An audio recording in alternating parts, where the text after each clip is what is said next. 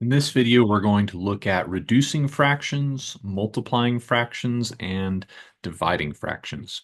So first of all, with reducing fractions, also known as simplifying fractions, what we're trying to do is write an equivalent fraction to the original, but one that has as small a numbers as possible on the top and bottom.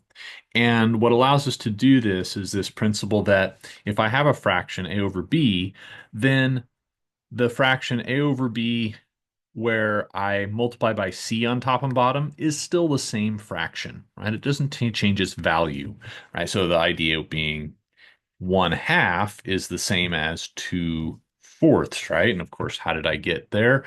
I got to 2/4 by multiplying by 2 on the top and bottom. But then I can also work that process in reverse. If I have something like 2/4 and I recognize that 2 and 4 both have a common factor of 2, which means that 2 divides into both of these numbers evenly, then what I can do is I can go ahead and divide by 2 on top and bottom in order to write 2/4 as 1/2. All right, so that's what we'll be doing in these couple examples here. So let's start with 240 over 540. So the idea here is that we're just going to look for a common factor between the two numbers, right? Something that I know I can divide both the top and bottom by and get a whole number on both the top and bottom. Well, anytime you have a number ending in zero, we know that it can be divided by 10. So if we divide those by 10, then we just end up with 24 over 54. Now, when you're in the process of reducing, it may be that you divide by the same number on top and bottom, but then the resulting fraction can still be reduced. So you always want to look again and say, all right, is there a value that goes into both 24 and 54 evenly that I can divide those by to reduce it even further? And in this case, I would say 6 will do the trick. So I divide by 6 on top and bottom, and then the result would be a 4 on top and a 9 on bottom. So 4/9, that is completely reduced. Why is that? Well, because there's nothing that I can divide both the top and bottom by and get whole numbers on top and bottom, right? I can divide 4 by 2, but I can't divide 9 by 2. I can divide 9 by 3 and get a whole number, but I can't divide 4 by 3. So that's how I know that I'm all finished here. Now, the one thing I do want to point out before moving on from this example is that uh, there are multiple routes to get to your reduced fraction, right? So if I just kind of start this over down here, while we definitely want to have in our head that anytime a number ends in zero, it can be divisible by 10, let's say that we didn't recognize that at first, and we decided to divide the top and bottom just by 2 since they're both even numbers. All right, well, if I do that, then I get 120 over 270. Okay. And if I did it again, divide by 2 on top and bottom, because again, they're both even, then I'd get 60 over 135. And at this stage, what would I do? Well, we do know that if we have a number ending in either 5 or 0, it can be divisible by 5. So I could do that. So that would give me 12 over 27. And then I guess 12 and 27, they both have a common factor of 3. So 4/9. Okay, so here's just an example of getting to the same answer. This one definitely took longer, so I think it's always nice to try to be as efficient as you can. But just goes to show that there isn't just one way of going about it. So we're just finding values that divide into both the top and bottom evenly, um, meaning that the result is a whole number until we get a completely reduced fraction. Now in part B, just want to point out that this is an algebra class, so we're going to be seeing a lot of letters. So if you see this x and y squared, don't let that bother you. we're just going to still look at the 36 and the 48, and we're going to ask ourselves, is there something that I can divide both numbers by and get whole number results? Well, this may or may not be what comes to your mind, but I immediately think of 6. I could divide the top and bottom by 6. 36 divided by 6 is 6. And the x just goes along for the ride. 48 divided by 6 is 8. And the y squared just goes along for the ride. But then again, I'm checking, well, 6 and 8, they're both even, so I must be able to divide both the top and bottom by 2 as well. So we know we're not done yet. We'll divide by 2. So we have 3x over 4y squared. And there's our reduced fraction. All right, part C would be a good one for you to press pause and try yourself before seeing how I approach it. All right, now assuming you've done that, now let's look at this. This one's a little harder because the first two were both even numbers, and so you know at the very least 2 could go in, but that's not the case here. 63 is odd, 120 is of course even. So if so 2 is not going to work. So the thing that we want to understand here is that uh, we can use our calculators to help us. That's not a problem in this class.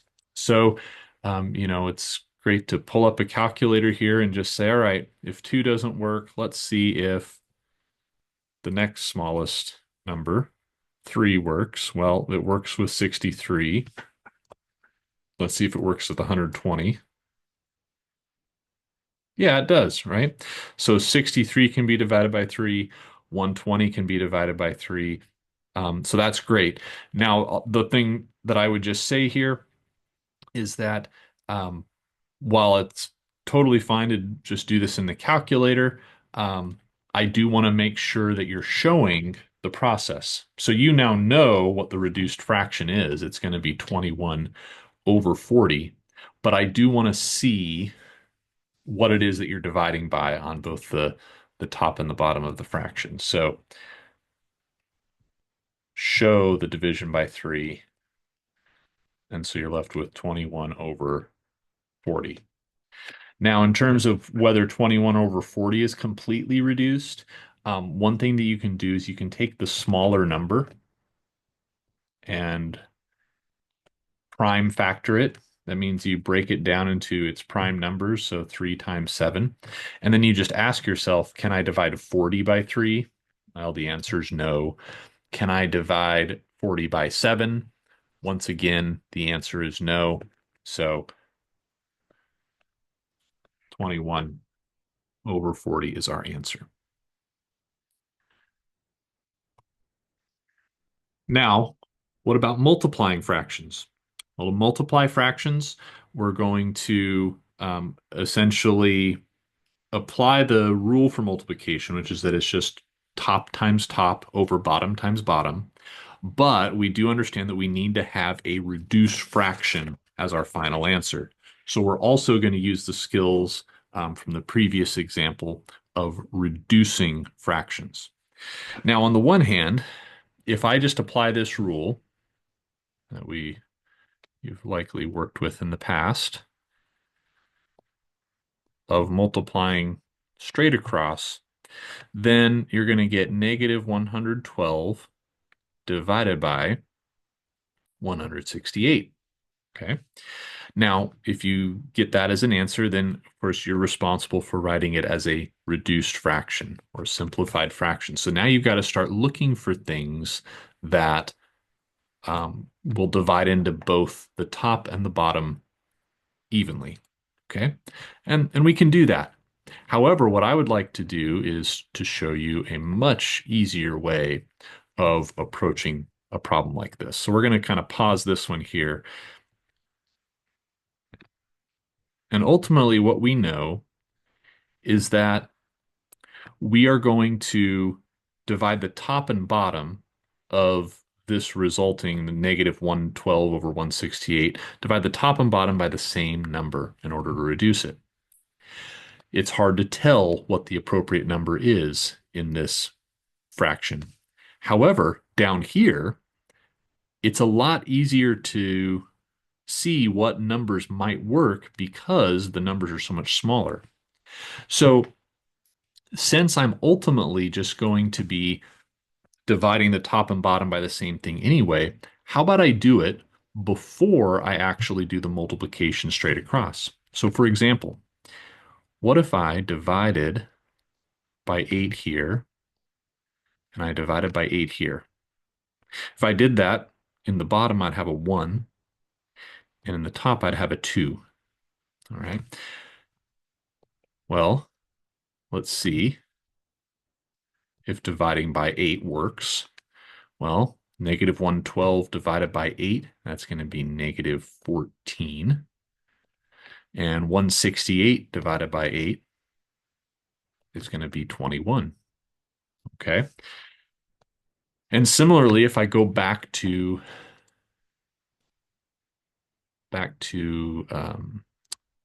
what's on the bottom there, let's use a different color, and I see a 7 on top and a 21 on bottom, well, I know that both of those can be divided by 7, which would give me a 1 on top and a 3 on bottom. Well, if I do the same division by 7 up here, then I get negative 2 over 3. Well, but look, that's exactly what I get down here. Negative 1 times 2 is 2, and then 1 times 3 is 3. So what we did was on the bottom here, this is called pre-reducing. I'm reducing before I ever end up multiplying the top times the top and the bottom times the bottom. And it's only after I've done all the reducing I can beforehand that I then multiply straight across. So while it would be acceptable, I suppose, for you to do it this way, if you really, really wanted to, you could. I would suggest not doing it that way. I would suggest doing it this way. This is called pre-reducing.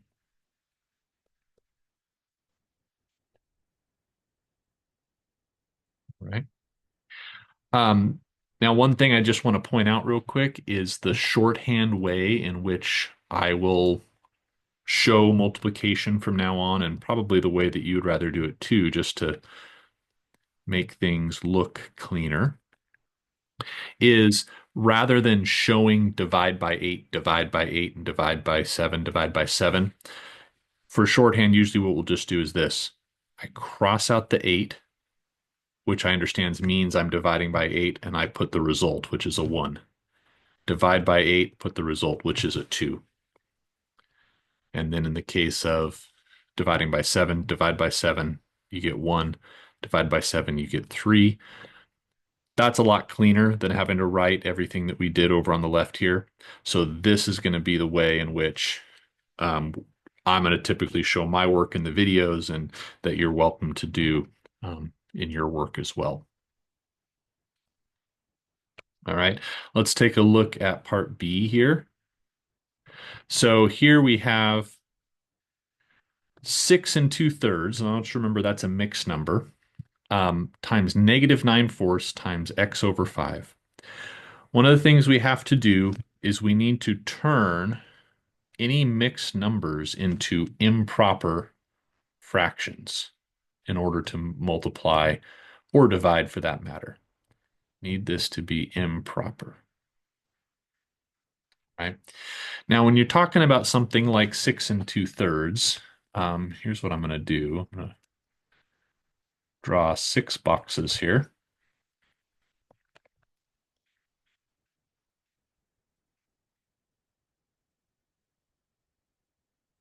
Okay, and these boxes are all completely filled in, representing 6 whole.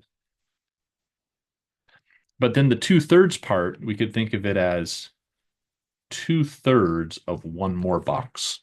Okay, so just using a different color, I'm gonna break this last box into 3 equal pieces.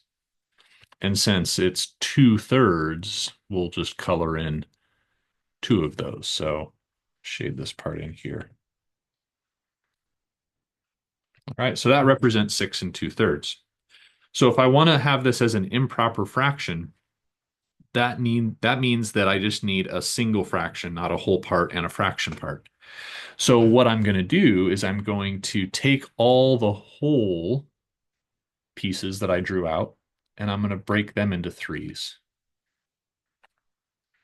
And that act of breaking each whole into three really just means that I'm taking the 6 wholes that I had and multiplying them by 3 now. But then I had this extra over here of 2. And so total, I have 18 here plus 2 here, so a total of 20 pieces. And then what are the equal parts that I've got? Well, I've broken everything into 3 equal parts.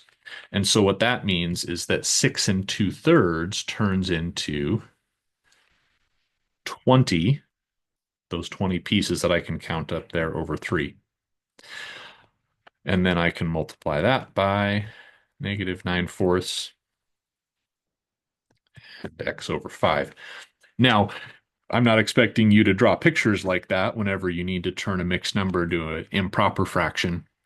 Here's kind of the way I think a lot of people remember it, is they'll write the mixed number out and they'll say, let's put a multiplication sign between the whole and the denominator, and then an addition sign between the well, just up here with the 2. And what that reminds me to do is to do 6 times 3 plus 2, which is 20 over 3. So mixed numbers, turn them into improper fractions before you multiply. All right, but then once we're there, now we're just going to do what we did in the previous problem. We're going to pre-reduce. So I'm looking, is there a number on the top, or excuse me, is there a number that I can divide something on top by and something on bottom by? So I'm looking here, I see this 20 and I see a 4. Well, 4 goes into 20 evenly, so if I divide 20 by 4, I'll get 5. If I divide 4 by 4, I'll get 1. And that's okay because I divided on top and on bottom, right? It's always got to be balanced with one on top, one on bottom. I could go further though. I've got that 3 and that 9. So 3 divided by 3 is 1. 9 divided by 3 is 3. And after all this, okay, you might see pretty easily here what to do next. But one thing I always suggest is when in doubt, rewrite it. In other words, if things start getting kind of messy, just rewrite it. And then you can always check for more reducing in the next step. Well, a 5 here and a 5 here means that I can divide the top and bottom by 5. So divide by 5 is 1, divide by 5 is 1. So now when I multiply everything out, 1 times -3 times x is -3x. 1 times 1 times 1 is 1. And then just a principle to remember is that if your final answer has a 1 on the bottom, then go ahead and drop that 1 and say my final answer is -3x. All right, for part C there, pause the video, try it on your own first, and then see if you get the same answer as me when you push play again. All right, so we've got to turn my mixed number into an improper fraction. So 7 times 5 is 35 plus 1 is 36.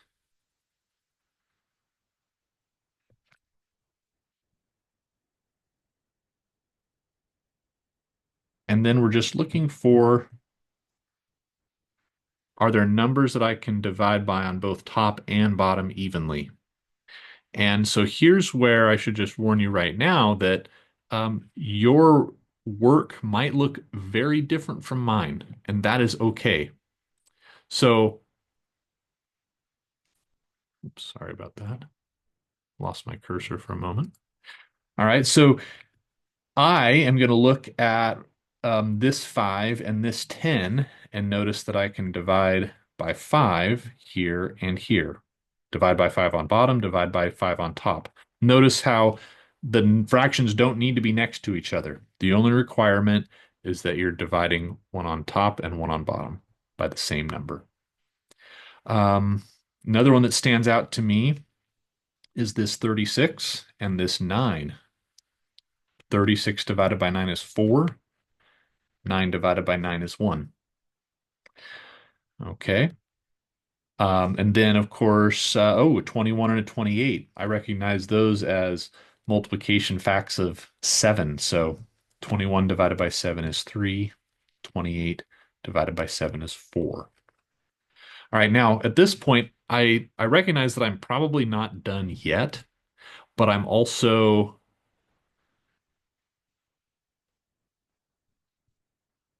it's also getting kind of messy.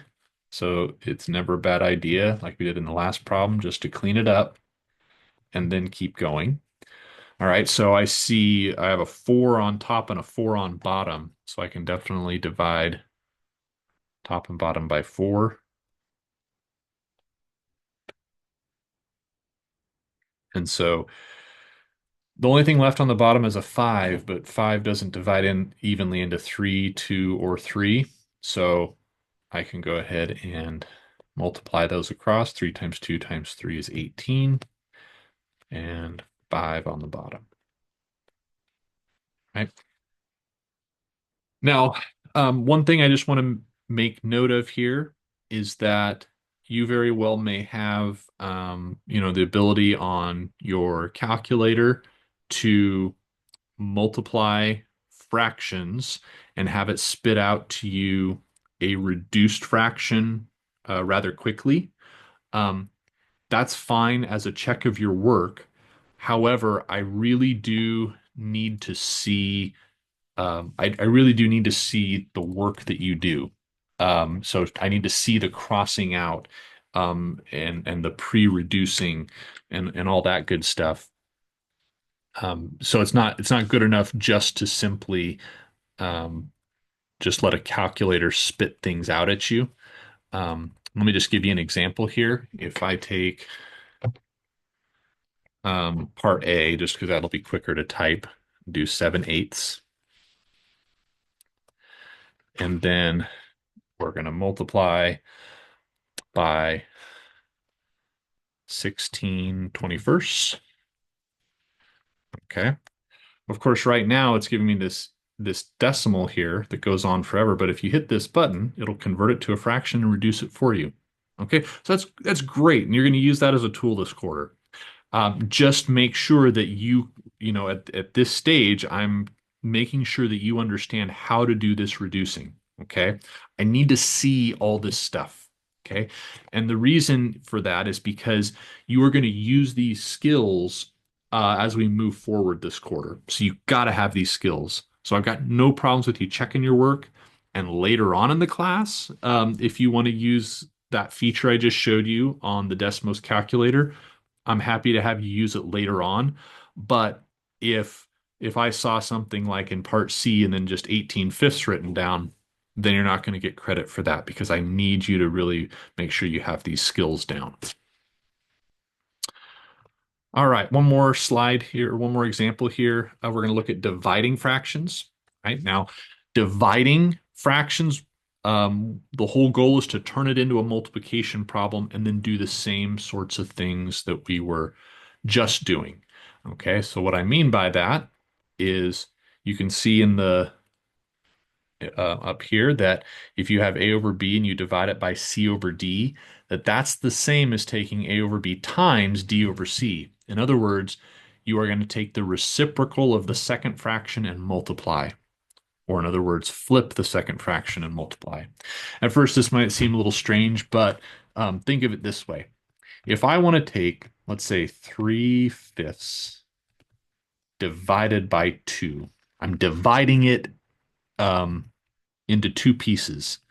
Then dividing into two pieces would be the same as taking half of 3/5. Okay. Well, this word of in mathematics pretty much always corresponds to multiplication.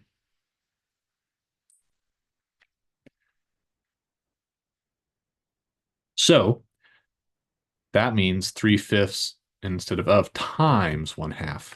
So these two things are the same.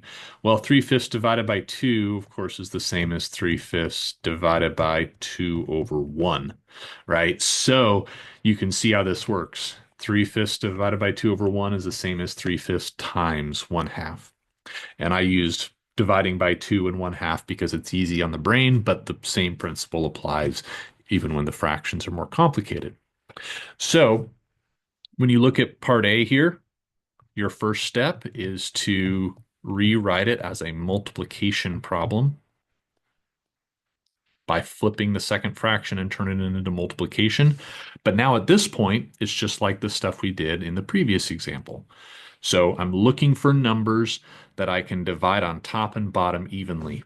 So with 15 and 25, I recognize two things that are divisible by 5, right? 15 divided by 5 is 3, 25 divided by 5 is 5. 16 and 64. Now you might look at those and know and be comfortable with the fact that 16 does divide into 64 evenly. However, I do want to acknowledge that maybe that's not the first thing that pops into our head. So just I'll go ahead and do it this way. The thing that probably is most likely to pop into our head first is 8, because of course 8 times 2 is 16, 8 times 8 is 64. So let's say you went with that. 16 divided by 8 is 2. 64 divided by 8 is 8. So if that happens, remember, you don't have to get it all done in one step. Just rewrite it and then say, all right, can anything else be reduced? Of course, the answer is yes. Divide by 2, you get 1 on top. Divide by 2, you get 4 on bottom. So 1 times 3 is 3, and 5 times 4 is 20. Right? Part B has an additional thing that it needs us to worry about. Okay, 48x is essentially a whole number, right? So anytime you're multiplying or dividing fractions and you have a whole number, remember you can always just put a 1 on the bottom of it. So we do that first, and then we do the step that we did in the previous one, which is turn it to multiplying by the reciprocal, by the flip. So that's supposed to be a 9. There we go. By the flip of the second fraction. Sorry, let me clean that up momentarily. Just there we go.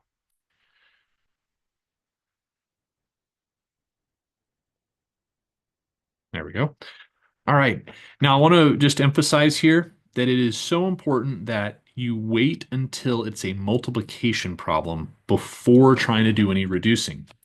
Okay, notice that the 48 and the 9, they actually do have a 3 in common, right? You can divide 48 by 3 and you can divide 9 by 3.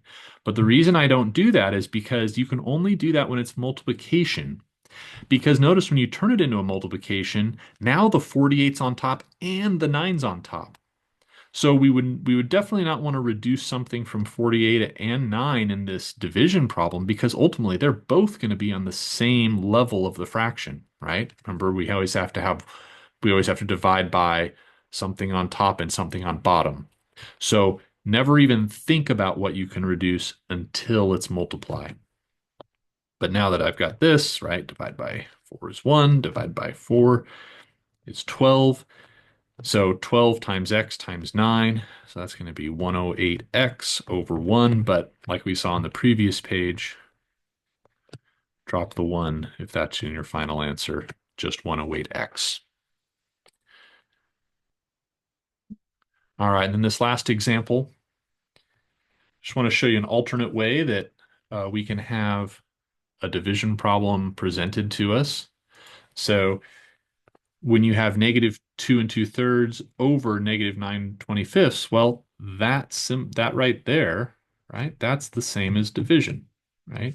So I can rewrite it as negative 2 and 2/3 divided by negative 9/25. And of course, just like with multiplication, I need to turn any improper fractions into, excuse me, any mixed numbers into improper fractions. So times and plus. So this will be -8/3 divided by -9/25. And then before we even think about reducing, we are flipping the second fraction and turning it into multiplication. And so we're looking for numbers that I can divide evenly by on top and bottom. Well, on the bottom I have 3 and 9. So really, okay, can I divide 8 by 3? No. Can I divide 25 by 3? No. So there's nothing that I can divide by on both the top and the bottom evenly. That'll happen sometimes. And so here there's actually no reducing to do. I just multiply the tops. 8 times 25 is 200. Because it's a negative times a negative, this is going to be a positive answer. And 3 times 9, of course, is 27. And that's our final answer there because no reducing was required.